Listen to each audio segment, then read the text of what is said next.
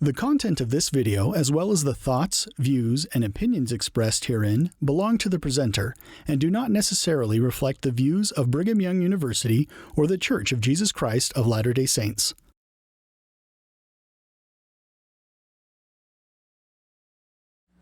Now we have a long way to go, but there's some things that are much too important to miss. And what we want to get now, just to begin with, is this general situation that seems so confused, this confused situation of battles and so forth, in these chapters following 22, Alma 22. Now in Alma 22, verses 28 to 34, it makes a very important statement. It's hard to believe that this was written in 1829, because it wasn't until the beginning of the 20th century that the Alfred Mackinder, a Scots geographer, invented geopolitics, which were taken over and which is the basic theory of the two main types of culture that occupy the world and in constant conflict and so forth. All world wars and so forth have been based on that. And here it is set forth here. We get the picture that the Lamanites are in the southwest and scattered off toward the east. They're pushed in this direction and that direction, and they are being contained by the Nephites, who are in the northeast in general. So you have two general land masses, the one surrounding the other. Well, here we have in the southwest, all along here are Lamanites, and the main body are Nephites, but they're Lamanites over here, and they want to keep their way open in case they can retreat there. Now these are the two cultures. The one are the culture of the steppes, the heartland, or the Bedou. In the old world, you see, all around the center of Asia, Central Asia, is all marginal grass-raising country with nomadic tribes of great antiquity that have always been on the move. And along, of course, all the northern shore of Africa and all of Arabia. See the desert tribes, they're the Bedou, and they live as described here. They all live in tents, all of them, whether it's the yurts of Central Asia or whether it's the Bait al-Shakr of the Arab. And they are on the move all the time. And they are all in a state of perpetual war. They're always bringing pressure to bear on the peripheral civilizations, which are the settled civilizations. Of course, you can be the one or the other. They're not doomed to the one or the other. The Arabs, all of a sudden, in the 8th century, became the greatest city builders of them all, just for a very short time. And they preserved this marvelous culture in Spain with the souks, and the bazaars and the universities and the libraries and things. A marvelous sort of thing these people can do. But the other culture, of course, is the sedentary. It's a city one, and we still have it in continental and the United States, for example. The Plains Indians, they happen to be to the north and east. We're always pushing on and coming down from the north, the Navajos very late, on the Pueblos. Pueblos are people in settled cities. They are like, at the beginning with the Anasazi, up in the north, which were really Hopi, and Sazi, Hopi, then the Navajos come in, but then you have much older, you have Taos, and you have Acoma, and great settlements of great antiquity there, under pressure from, this is exactly what we have in the Book of Mormon. Nobody pointed out these until anthropologists and so forth in the 20th century, especially geographers, pointed out this is the basic pattern that we're going to have in our history. We're going to have the Lamanites, who are essentially, you see, mobile. They move around, but they can have settlements. They always do. And of course, the Nephites can also move around. But they're the sedentary, and again, the mobile. Those are the two that divide the world and always have. And the battles between them, they keep the pressure on all the time. So it describes it very well. The 28th, they dwelt in tents. They were idle. To us, they don't work. They don't cultivate the soil or anything like that. Whereas the others work very hard.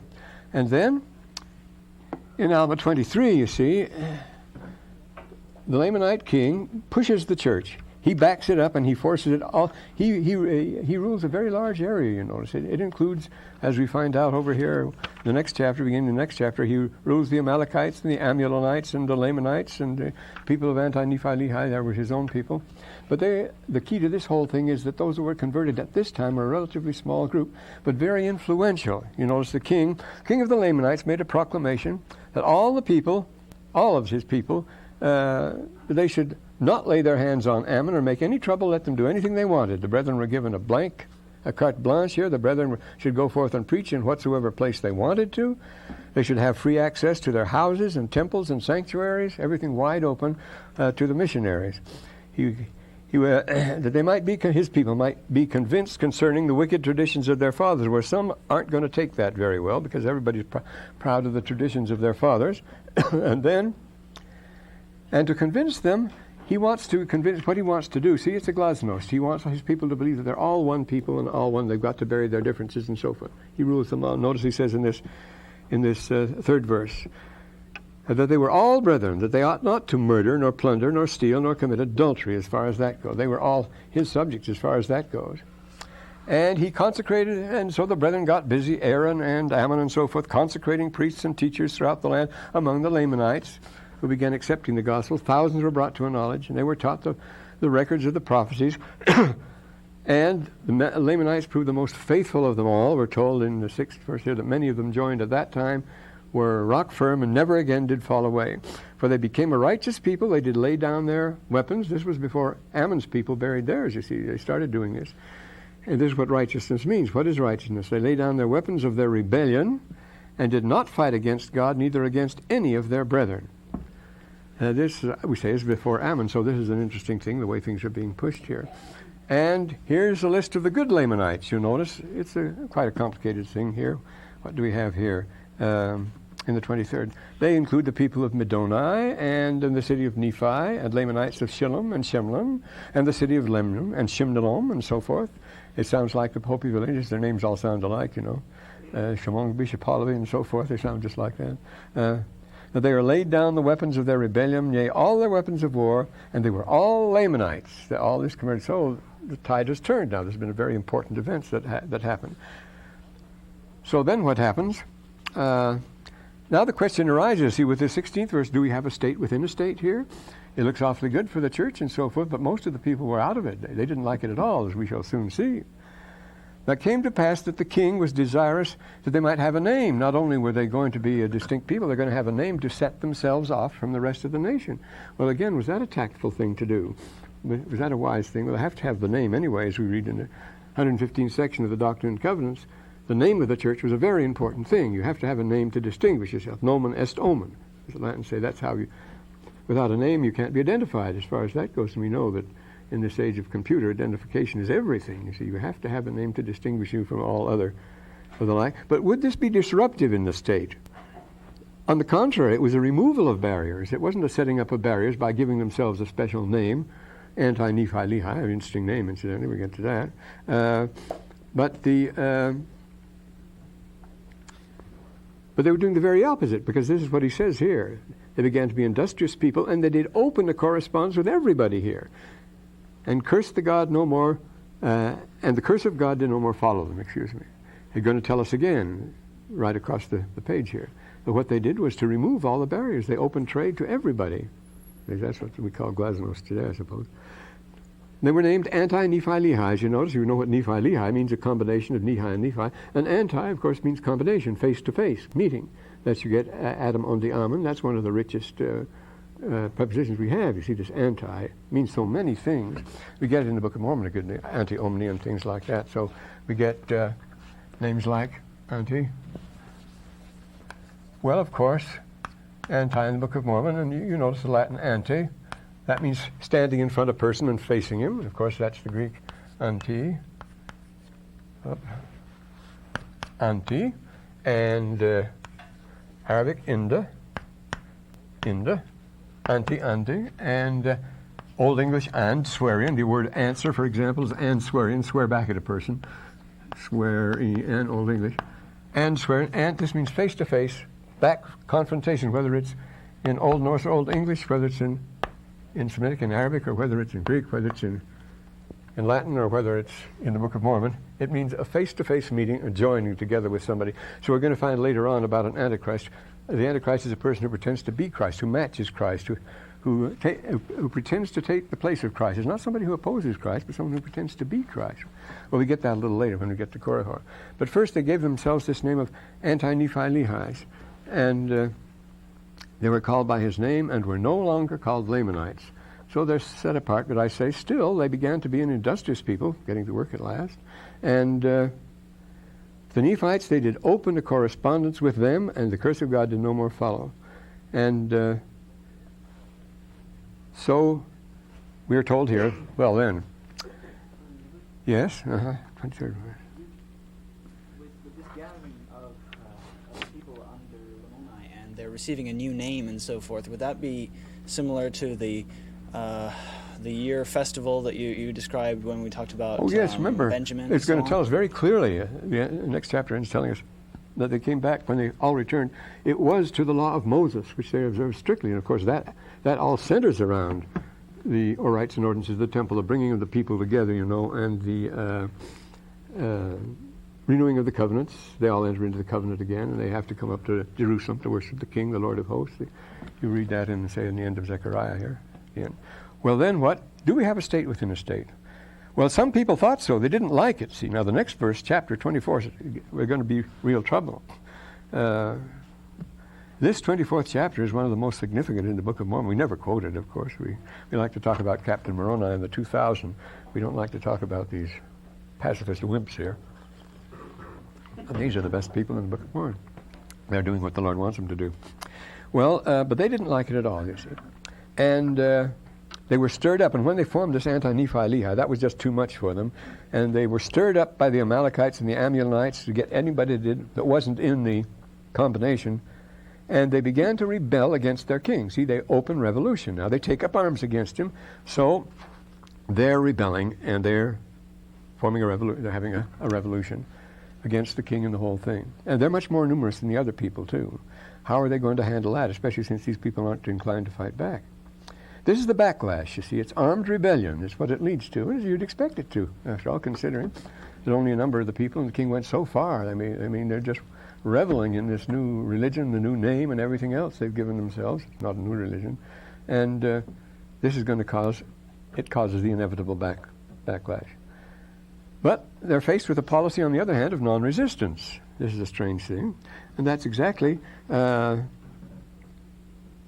remember that the Ammon's people were a relatively small group. But that's what the Hopis practice. See, they practice non-resistance. A very funny thing. Hopi means a peaceful people. So that anybody can take advantage of them, from fool anthropologists to oil companies to uranium companies and so forth. And they're just pushovers for anybody, and you'd think they would have been wiped out long ago.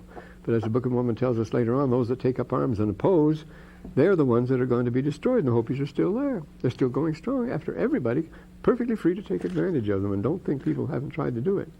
But there actually are people that would refuse to fight, you see, as far as that goes. Now, so how are you going to fight these people? This is an important thing to remember here. What do we got here? So from the 22nd verse on, there's no contest. But this is the reason for it, and this is the most interesting thing. This is why I say this is not a popular chapter. Notice how often they repeat the word murders here. I thank my great God that he's given us a portion of his Spirit to soften our hearts, that we have opened a correspondence with these brethren. Notice, opening correspondence with everybody. They're not raising barriers, they're lowering. That's the 8th verse here of this 24th chapter. And we are convinced of our sins and the many murders we have committed. Next verse, talks about the murders. 11th verse, the many murders. They keep talking about the murders here. They refer to killing on the battlefield. Is that murder? Well, you bet it is. During the recent operations, we've adopted the amazing doctrine, certainly doesn't agree with Clausewitz, that you measure your success in war by body count. You can gain nothing at all. And one of the basic principles of Clausewitz, until the war is over, nobody knows who's going to win, because chance plays a greater part in war than anywhere else, as he says. Nobody knows. It's your game of chess again. You can have all the pieces on the board, and your opponent can have only 2 left, and he can win. And this happens in time of war. Strange things happen this way. And so they feel guilty. They think what they've been doing is murdering. Then it was all we could do to repent sufficiently. They can't repent enough. God hath taken away our stains. Let us stain our swords no more with the blood of our brethren. If we should stain them, the atonement we can even have a claim on the atonement if we went on doing this sort of killing. It won't do. He's made these are mostly Lamanites now talking, you see. He's made these things known unto us. He loveth our souls. They realize the enormity of what they've been doing, you see. He loveth our souls as well as he loveth our children. Therefore his mercy, he doth visit us by his angels. That's what it takes to turn them around, you see. So the stains taken away from our swords, let us hide them up as a testimony to God. As a testimony to God. It's interesting, a slogan you've often found in Korea, and they tell me in Korea and Vietnam, kill a gook for God, you see. Now the gooks have come over here and shown us that they're not gooks at all. They're not smarter than we are as students, most of them are. We've got a lot of them. But we thought that was virtuous, you see, because we were on these chapters of the Book of Mormon are very necessary. Actually, they are. And so, well, we won't talk about Moroni's designs here. Now, brethren, if our brethren seek to destroy us, we'll hide away ourselves. It dwells on this whole rest of the chapter is on the theme of not offering resistance here. See, we have the 22nd verse following. See, there's no contest. This is the change of Lamanite policy, and it was most effective among the pure Lamanites. The others didn't go for it, we're told here. I think it tells us in the, yes. Now, among those who joined the people of the Lord were none of the Amalekites. They were an important part of the kingdom. And the Amulonites, who were all, well, mostly, overwhelmingly, they were overwhelmingly the other ethnic group, the Amalekites. And none of the order of Nehor were persuaded, and the whole church had been Nehor before, you know.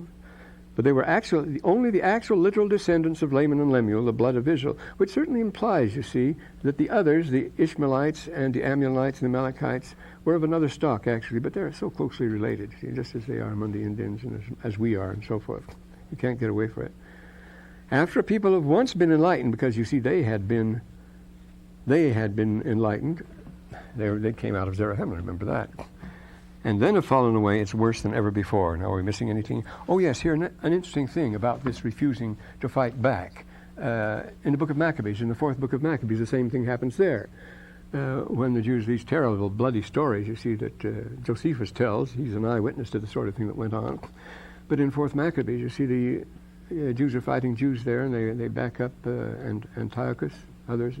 It's the Romans, the Greeks, and then it's the Romans that are torturing them. And they start persecuting the Jews on a massive scale, and the Jews are non-resistant. They're martyrs. They're willing to be martyred. And it immediately dampens all the art, because you can't be heroic if the enemy doesn't fight back. You just give up. You're not going to carry on at all. This is no contest. This is no fun at all. And this is what happens here. Notice, thus without meeting any resistance, they did slay 1,005. Well, no contest, no game. People started losing interest there, and this is what happens in 4th Maccabees, I say. When they start aged martyrs, and then they start the 7 sons of the widow and so forth, they offer no opposition, and the leaders, it begins to hurt their consciences, it begins to make them sick, the opposite, and as a result, they get mad at these people. Won't you resist? Damn it, why don't you fight? And see, they get mad enough to slaughter them. In other words, it's a paradox here. Because they didn't want to slaughter them, they forced them to do it. Why do you force us to do this dirty thing? This happens another thing in the beginning of the next chapter. Those Lamanites were angry because they had slain their brethren. And it depends on who they is there. But we'll say, and the Lamanites, they stopped fighting then because the others weren't putting up a fight. That's no one. On various occasions, war tribes have dropped their philosophy, have dropped their ferocity and so forth. They can change very quickly. There's a characteristic of the Indians from being enemies to being friends, and the other way around. So the Lamanites stopped killing them then, and many whose hearts had swollen for them with their brethren who had fallen under the sword, for they repented of the things which they had done here. And as I say, it takes all the heroics and passion out of it. Clausewitz says there is no hatred in war at all, because you don't know any of the enemy to hate them and so forth. It has to be artificially induced, and that's why you have this. It's used very skillfully in the Book of Mormon by Amalickiah, when he sets up towers and has regular speakers going around. You have to whip up this hatred. You have to make an issue, and you have to grind things, as Clausewitz tells us, and you have to build it up. It's artificially produced. But this is this. Why would they stop fighting so readily? For a very good reason. These were their own people they were fighting. They weren't fighting a traditional enemy. Just a month or so before, they had all been one nation and one people. And moreover, the bounds had been lowered. They had been visiting each other. They knew each other. There's a wonderful passage in the 4th, 5th century ambassador to the court of Attila, who goes back to Asia and talks about the same sort of thing. These people knew each other on both sides of the line. They didn't want to fight each other. And so they had been a single nation. They were not a traditional enemy. Since Glasnost, I suppose they'd known each other, as it tells us in 1st chapter. Those Lamanites were angry because so again, you see, it's not surprising at all that they stopped the slaughter. I mean, if it had been a traditional enemy, it had been somebody else and so forth, but they were all under the same king, remember, their same kingdom. these people are in a state of open rebellion. They're the rebels, you see, but even at the rebels, as far as that goes. And yet what a bloody thing it can become, as we've seen in the case of our Civil War, the nastiest thing that ever happened, you see. But they went on, they just went on killing as if they were hypnotized, a horrible thing. Well, gaining nothing by it. And so they threw down their weapons. They wouldn't fight anymore.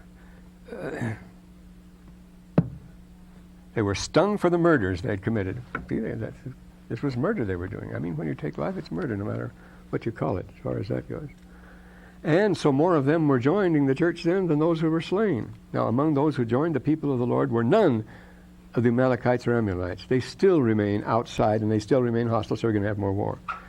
None of the founders, none of the Nehor people. And that was the main church among them. Only, it says, only the actual descendants of Laman and Lemuel. They were converted and so forth. And then after the people went in line, we said that before. Now the Lamanites were angry because they'd slain their brethren. Now this 25th chapter, that may be puzzling because it gets mixed up here.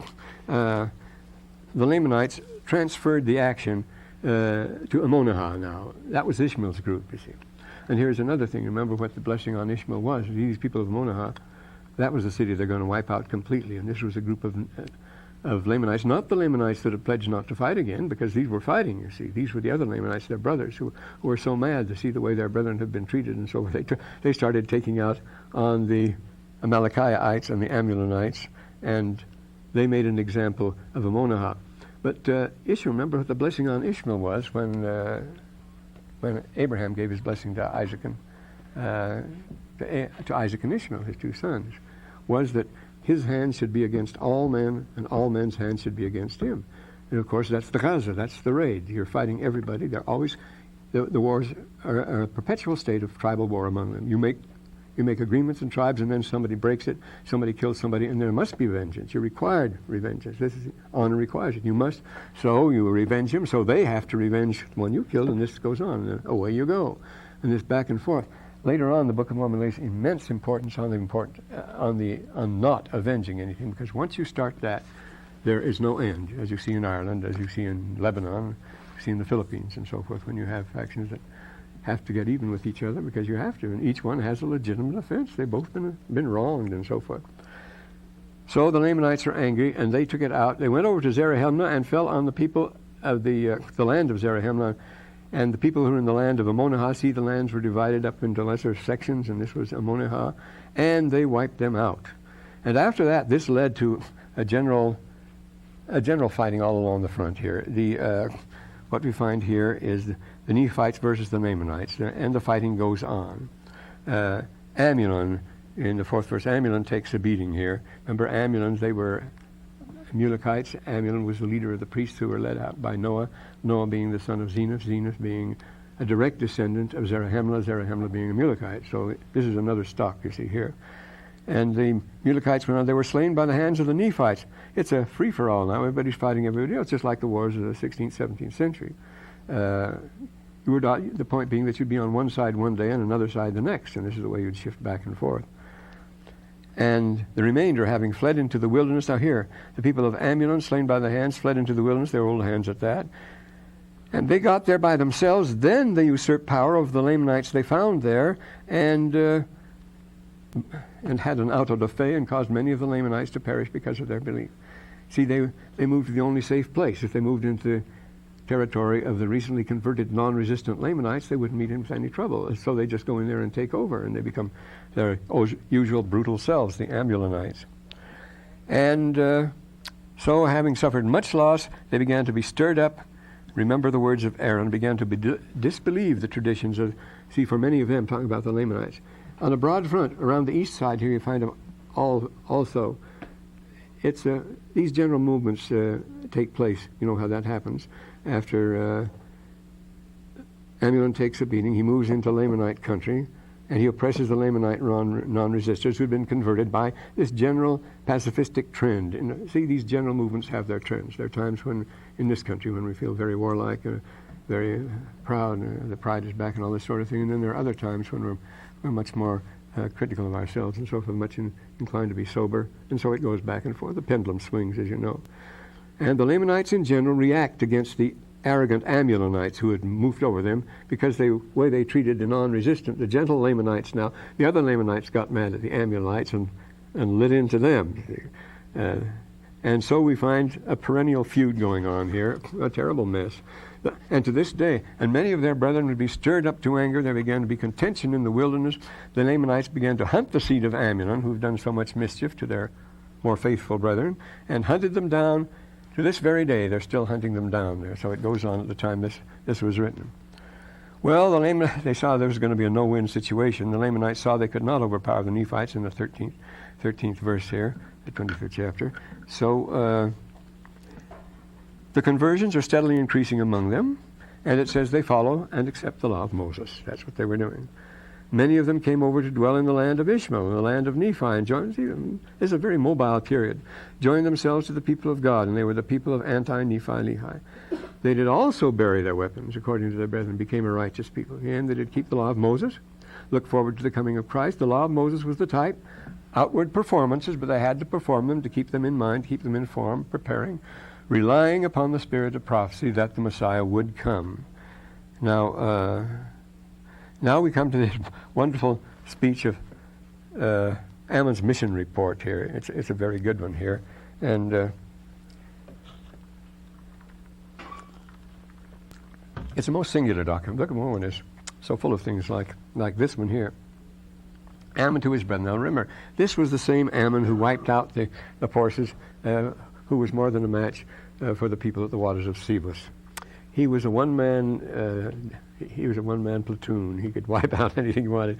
He was the most ferocious fighter, the most effective fighter in the Book of Mormon. And yet, see what kind of a mission he goes on here. The words of Ammon, he says, "Brethren, I will answer for you, for our brethren the Lamanites were in darkness, and to them have been a marvelous light," he says. "Behold, the field was ripe." This is what happened, miraculous turn. One key figure in all this change, all this going on, the whole movement comes back to this one man, Ammon. So it's very important that he gives a report on his behavior and his motivation and how he was able to do it and so forth. It's very interesting how one person will start a movement. It will be very like Martin Luther, for example. Make the first move, and everything starts rolling like that, and that's what happened here. "For our brethren the Lamanites were in darkness, the marvelous light of God. Behold, the field was ripe, and blessed are you." It was just time to do it. They thrust in the sickles and did reap.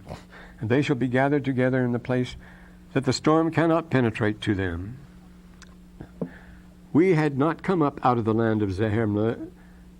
These our dear beloved brethren who have so dearly beloved us would still have been racked with hatred against us." Now this is, how can you break down the barrier of hatred? This is the big problem, you see. How can we do it?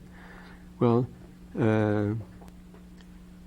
certainly not by making a virtue of hatred and cultivating your traditional hatred, as they do in certain countries, of course.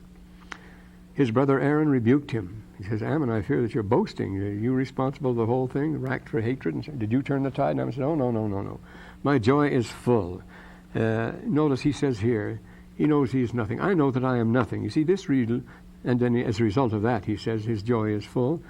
Because knowing you are nothing, as Mosiah tells us in Mosiah 4:11, do this and you'll always be happy, he says. You always feel to rejoice, because that removes the great burden of ego, so we can turn our attention away from this image of invidiousness and conspicuous consumption and competitiveness, which frees you to deal with and enjoy reality, because all that other stuff is phony, you see.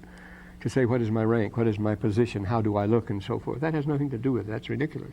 But when you free yourself from all that and realize that you're nothing, then he says you can afford the luxury of being happy, which is very nice. The pains of hell, and then notice, as we're told, they went back to the law of Moses. So when he says sing the song of redeeming love, that was a very important part in the cult of Moses. When the people all came together, they would sing the song of redeeming love. And it was part of the ritual. I have an article coming out of that. "Sing the song of redeeming one, and because of the word of his power which is in us, therefore have we not great reason to rejoice. Yea, they were encircled about by everlasting darkness."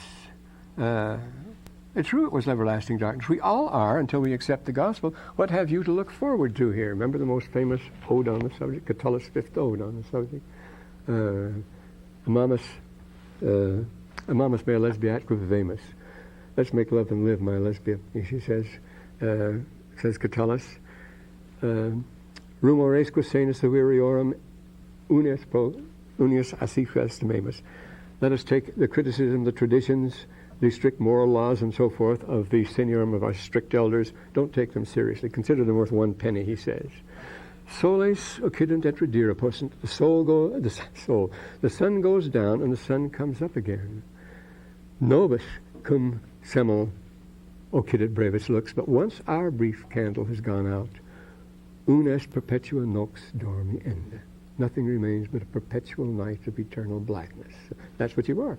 If you don't accept the gospel, if you don't believe that, what do you have to await but a night of eternal blackness? He said, we're surrounded, as Shakespeare says, remember, we are the stuff that dreams are made of, and our little life is surrounded with a sleep. We're asleep before we came, blackness, no memory, no nothing. Sleep after we get here, after we leave, no message. We're surrounded by darkness, complete blackness on all sides. So Catullus expresses it very beautifully. What's his solution? He says his wild sex is the only thing why you can get it. Da mihi miliabasia, da inde kentum, and give me 1,000 kisses, then give me 100 more, and we'll really get at it. And this is the only answer, because it's a desperate situation, you see. Nobis semel cum occidit brevis lis. Once our breech flight has gone down, una est perpetua nox dormienda. It's just one night perpetual sleep. And so this is literally true what he says. See, people do live in that condition if they don't have the gospel. When he says they were encircled about by everlasting darkness. Both sides of us, there's the darkness. See. Therefore, let us glory. We'll glory in the Lord, for our joy is full, because you've done away with that. I cannot say the smallest part which I feel. This is pure joy. You see, this is charity, what you call charity, which is cheer. Our word cheers is the same as charity. Cheer, charity, charis, gratia, Latin gratia, and so forth.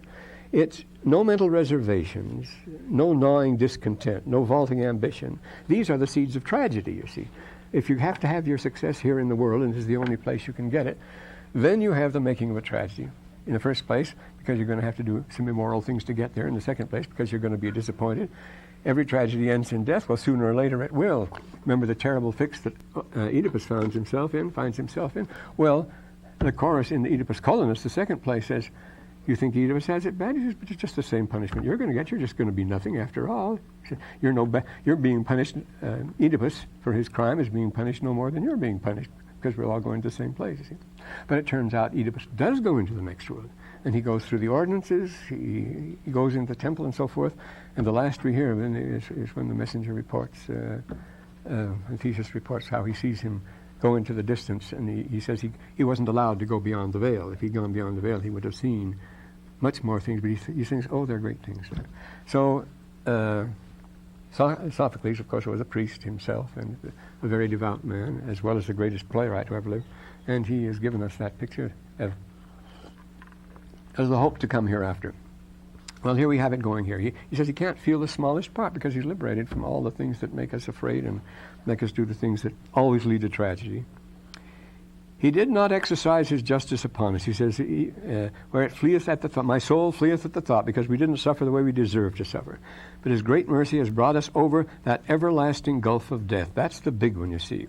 This is the only thing men always really fear. That's why they live in quiet desperation, because that's what they're looking at the end of their careers. Their careers are going to take a downturn before long, and so forth. Present dangers and inconveniences can be dealt with very easily because they're merely temporary. We can get along with them very nicely, but that's not the big unpleasantness. The idea. Remember Eliot's immortal lines, T.S. Eliot's immortal lines. I have seen the immortal footman hold my coat and snicker, and in short, I was afraid. You see. Here's the immortal coatman holding his coat. It's time to go now, Buster. And he snickers, and in short, I was afraid. See, all scared to death. Because this is in the end. Don't think you can face it down because nobody's ever done it. Well, the defiant characters, all Macbeth and so forth, but theirs are the cruelest ends of all. And there he says, I say unto you that there is none that knoweth these things. Now, am I talking over your heads? He says these things. Do you think I'm crazy because I'm rejoicing in all this? He says, no. Only the penitent know these things. You'll never rejoice unless you, because it's your guilt feelings, as Freud says. It's the guilt feelings that keeps you from being happy after all. It gives you. They're suppressed. You don't. You have to bring them out to get them out into the open. He says it's not a very good cure, actually. but they're the things that give you the skin rashes and the ulcers and things like that. The guilt that you know is there, but you try to keep down. You think you've forgotten, but you haven't. It's going to haunt you all the time. So he says we get rid of all this, and we haven't been punished as we deserve to be punished, but it's wonderful, he says. But you'll never know these things unless you repent, completely aware of how wrong they are. Here they believe a thing that makes them desperately sorrowful, that makes them absolutely miserable. And the funny thing is, if you only knew how wrong you were, you don't have to be miserable because you're not right. That's not what comes after it all. It's not darkness. You wouldn't have come out of nothing in the first place. So, yea, he that repenteth and exerciseth faith and bringeth works and prayeth continually without ceasing, unto such is given to know the mysteries of God, which never have been revealed. What is a mystery here? Now, do you remember, brother? Now he starts telling about his mission here. Do you remember? He had a plan to going out and convert these people. We said to our brethren in the land of Zarahemla, 23rd, we'll go up to the land of Nephi to preach to our brethren the Lamanites. Well, they laughed their heads off. The funniest thing they ever heard of. They laughed us to scorn, he said. Convert those characters? This is what they said. For they said to us, do you suppose you can bring the Lamanites to a knowledge of the truth? Do you suppose that you can convince the Lamanites of the incorrectness of their traditions of their fathers, in which they firmly believe? As stiff-necked a people as they are, whose hearts delight in the shedding of blood, whose days have been spent in the grossest iniquity, whose ways have been the ways of the transgressor from the beginning. Now, my brethren, you remember this was their language. They're the worst. They're the worst. They're worse than communists. I mean, these people are unthinkably vile. How can you do it? They just laughed at the idea of going up to preach to them. You're not going to get anywhere, is what they said. Moreover, there's only one way to deal with those people. We have to get them before they get us. That's the only thing to do. Let us take up arms against them, that we may destroy them and their iniquity out of the land, lest they overrun and destroy us. This is the unanswerable argument, for war. This is it. That's what your gun is: kill or be killed. You see, put yourself in that position. Then you must do it. We must defend ourselves. We have how many? 2,200 nukes, something. I don't know how many, because they have only 1,800. But you got to have more, knowing perfectly well that if we use as many as 6.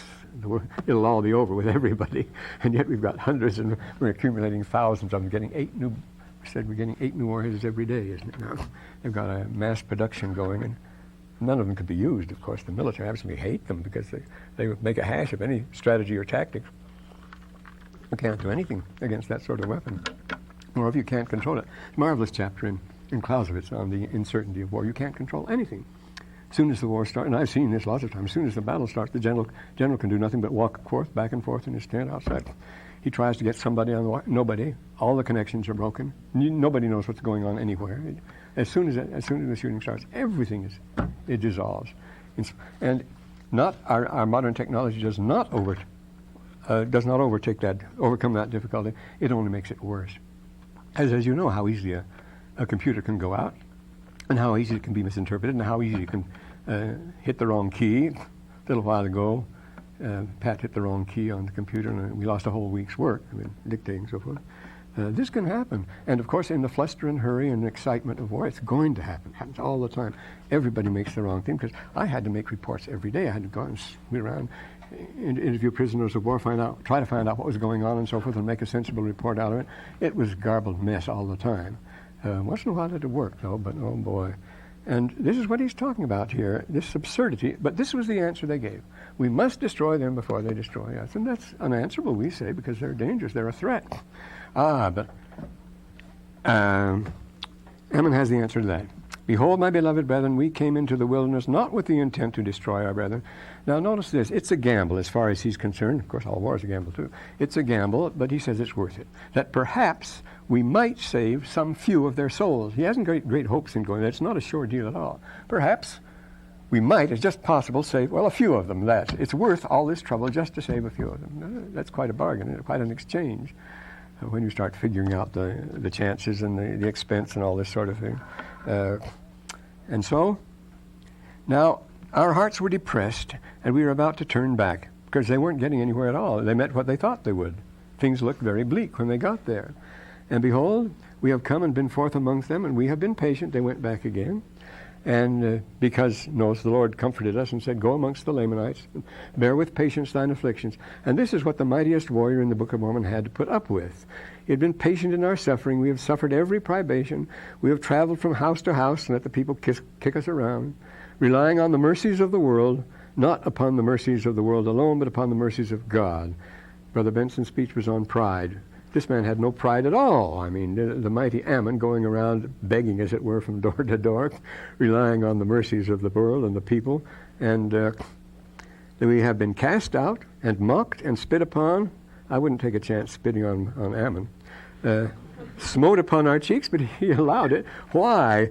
And all this, no, he goes on, he's saying, smote upon our cheeks, and we have been stoned, and we have bound with strong cords and cast into prison. Why did he allow all this to happen? Because all manner of affliction, and all this that perhaps we might be able to save some soul. That's the gamble right there, you see. It was worth it, you see. Well, is it worth the chance? And we suppose that our joy would be full if perhaps we could be the means of saving some. Pascal's famous proposition, his famous proposition. Is it worth practicing self-control and Christian virtues and so forth, just on the chance that there might be a hereafter, that you might live forever, you might have eternal life? It's not proven at all. It's just a chance. It's just a gamble. Is it worth making the trouble? Well, he says, of course it's worth making the trouble. If you win everything. And if you lose, you don't lose anything, because nobody's expecting anything anyway. You can't lose as far as he goes. So bet on it by all means, he says. Go that way, because when you win, you stand to win it all. If you go the other way, you'll lose, and you've already lost as far as that goes. So you have nothing to win. So Pascal's famous proposition is put forth here to the brethren. Perhaps we might save some soul. There might be a chance, and it's worth everything. But now we can look on the fruits of our labor. It really did work, he says. They had rather sacrifice their lives even than to take the life of their enemy. This is what he regards as his reward, his great triumph of this great warrior. And they have buried their weapons of war deep in the earth because of their love toward their brethren. That's right. And so great a love in all, have you seen so great a love in all the land? Behold, I say, not even among the Nephites will you find it. They would take up arms against their brethren, but behold how many of these have laid down their lives because of their love and their hatred to sin, regarding that as the ultimate sin. See, they keep calling it murder, and they don't want to do that. Now, if this is boasting, he says, go ahead, I'll boast. I don't make no excuses, he says in the 36th verse here. They are a branch, we are a branch of the tree of Israel who's been lost from its body. Now, this is how they thought of themselves. They knew that they were isolated and so forth. And there have been enclaves. Always people never forget their homes that they have come from originally. There are some enclaves in Europe and Asia and so forth. The Jews being the isolated ones that never forget. And of course, all the time I was growing up and before the generation before me, all the saints felt that in the West here, we were just marking time until we could return to Jackson County, which was the real place where we should be. We should go back to Missouri. Everybody thought we'd be doing that, and we may yet. But the branch of the tree lost from a body in a strange land, wanderers in a strange land, enclaves and so forth. But God is mindful. Now he gets into a universal theme, which is very important in this 37th verse here. God is mindful of every people whatsoever land they may be. Yea, he numbereth his people, and his bowels have mercy over all the earth. You can't divide the earth then into the godly and the godless, can you? Now we come to this next chapter. The Amalekites were still strong, though, and still dangerous. And they begin a movement against the people of Anti-Nephi-Lehis, who had, with a government, and had taken over more or less. But the Amalekites, because of their loss, were exceeding angry. They began to stir up their brethren against the people of Anti-Nephi-Lehis, and they began to destroy them. Because, remember, these various people, though members of the nation, had their districts or their states or their provinces they lived in, and they were fairly uniform. And they're going to make trouble for the king. I don't know whether they severed they did rebel, but they were reduced, you see. Anti-Nephi, they began to destroy them. And the people still refused to take up arms. Well, that was a pushover for them now, but now they were really mad about it, the Anti-Nephi-Lehis peoples. And then we're told here, when Ammon saw this great work of destruction, they were moved to compassion. They had to do something about it. And Ammon says, well, let's get the people together and clear out here and go to the land of Zarahemla. Now, this evacuation of villages is very common. I say, in the history of the Pueblos, Southwest Indians, whose villages are very ancient and stable. Nevertheless, again and again, they evacuate a village and move to another place because of hard feelings or because of war or because of dangers from something else. This constant movement between the villages and the tribes, and this he wants to suggest, well, we've had plenty of them in the Book of Mormon. We call that the Rechabite principle. See, Jonadab ben Rechab leads the people out away from the wicked world they're in, so they can be in the desert by themselves and worship the Lord as they please. Dead Sea Scrolls, that's what we have there. And that's what we have here. Let us go down to the land of Zarahemla. Let us flee out of the hands of our enemies. They got to do, since we won't fight them, we better run away from them. But the king said unto the Nephites, behold, We deserve what we're getting because of the many murders and sins we have committed against them. See, there you are again, war is murder. And we're willing to be their slaves, he said. Boy, he has it bad. Until we repair unto them the murders and sins we have committed against them. The 8th verse here. Notice, regardless of the fact that they were killing mutually and reciprocally in the battlefield, it was a murder against the enemy. But Ammon said to them, nope. Said unto him, it is against the law of our brethren there should be any slavery at all. So we can't be their slaves. Our only alternative is to submit to them, and then we'd be their slaves. But Ammon says it's against the law of Moses, that Israelites should be made slaves. They can't be, you see. So we can't do it. We've got to get out. So the voice of the Lord came to Ammon and said, get out. And the people get out of the land, and they perish not. There's another one of those migrations. Satan has great hold on the Amalekites. They do stir up the Lamanites to anger against their brethren to slay them. So they gathered the people together. Here's the 14th verse, the usual procedure, all their lands, all the people of the Lord to gather together, all the flocks and herds. He says, this is extravagant. Remember, this is 1828, 29 before the church was founded, but this is exactly what the Mormons did, wasn't it? They did it. They went from New York, they went to Ohio, they went to Ohio to Missouri, Missouri to Ohio to Missouri, Missouri to Jackson County to the Valley, always gathering everything they had and getting out. They had to take everything with them and move, and that's what they did. Some of the wagons, trains crossing the plains must have been enormously impressive. When you'd see hundreds of wagons, not just a strain of 5 or 6, 10 wagons looks like something big in the movies. But when you get hundreds of them strung along, it must be a terrific thing. And that's what they had, some of the big companies, one company following another. So they went into the wilderness, which divided the land of Nephi from the land of Zarahemla and came over near the borders. But where are they going to settle? And it was all the good land was taken already. And they were relieved, fortunately, because as they were making the journey, Ammon was going to Zarahemla to ask for permission to do something. And he met Alma and the missionaries returning from their labors. There was a great rejoicing. The joy of Ammon was full, even to exhausting of his strength. Fell to earth, he was so overcome. This was a passionate person, this Ammon. But of course, this is proskynesis, this falling to the earth. I say this is another ancient custom that we don't have today. Salam, the knees bend over. When you fall on your knees and bend over, that's a common salute in certain countries to a person.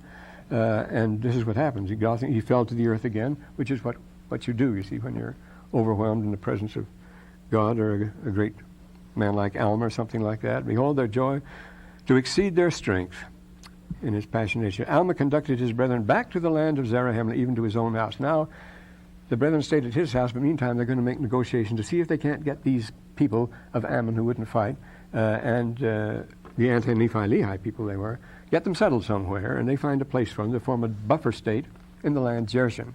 Some of you may have been to Jerash. Jerash has now become, just recently they've made it, I was there many years ago, they make it is on the border between Jordan and Syria, and it is a magnificently preserved city, a perfectly preserved Roman city, I mean with all its splendorous public arts, the long, long main street, the shop fronts and so forth, and the pillars and then the fountain here, and then a perfectly beautifully preserved amphitheater and so forth. It was neglected completely. Nobody was out there. It was just in the desert. Now it's been made a Sonny Lumiere affair, you see, one of these where they put on a show and the tourists go out in buses and so forth and so on. But it's Jerash is called, which is the same name, Jershon, the border town, see, Jerash, and they put them in a border country called Jershon, and it makes a buffer state.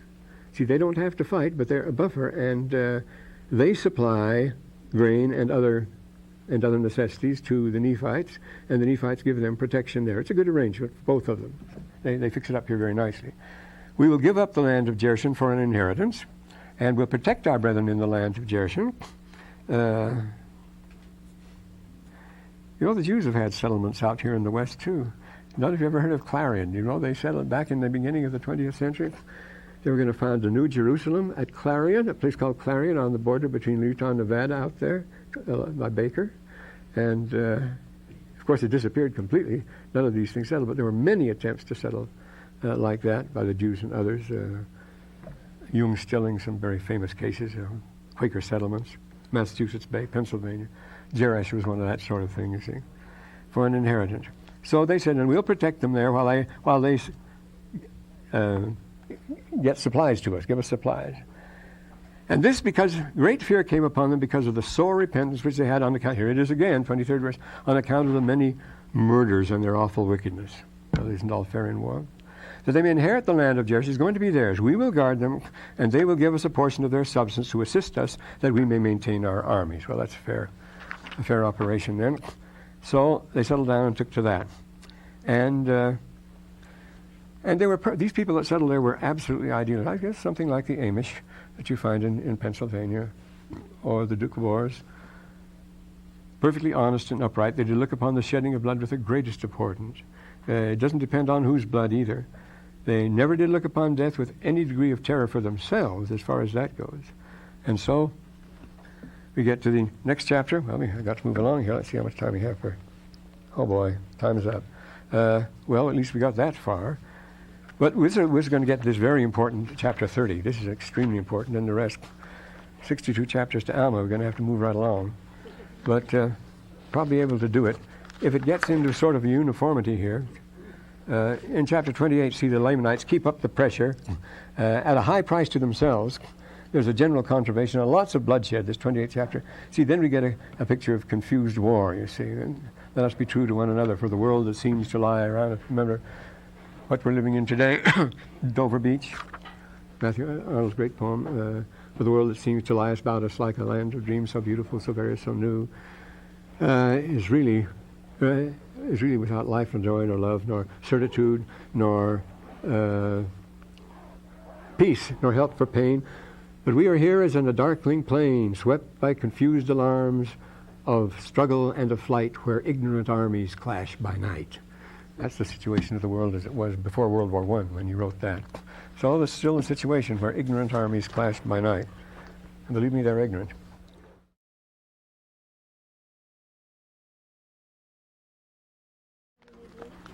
What's the difference between people who live in tents and are mobile and warlike, and the people that live in cities and are mobile and move every 3 or 4 years? Not very much, no. This happens in certain periods. See, certain periods, the whole world gets mobile. These are the Felkavandrungszeit, called the swarming times. It's not a good translation. They use the word Felkavandrung. No, the particular periods, particular centuries, when the whole human race becomes unstable and everybody starts, like after World War II, everybody was moving around. Mm-hmm. Everybody was voting with their feet and moving here, there, and everywhere, you know. In Europe, it was the same way. You could stand at a crossroad. I had to stand and check vehicles at a crossroad when everybody was going back home.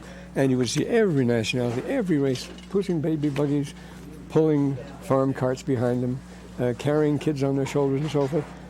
Azerbaijanians, you name it, everybody was there. They're all trying to go back home or to find home or something. Many of them stayed where they were, just like for example, a good example is Vietnam and Korea. We get a flood of Vietnamese in Korea over here, you see. Mm-hmm. That's surprising. See, everybody's moving now.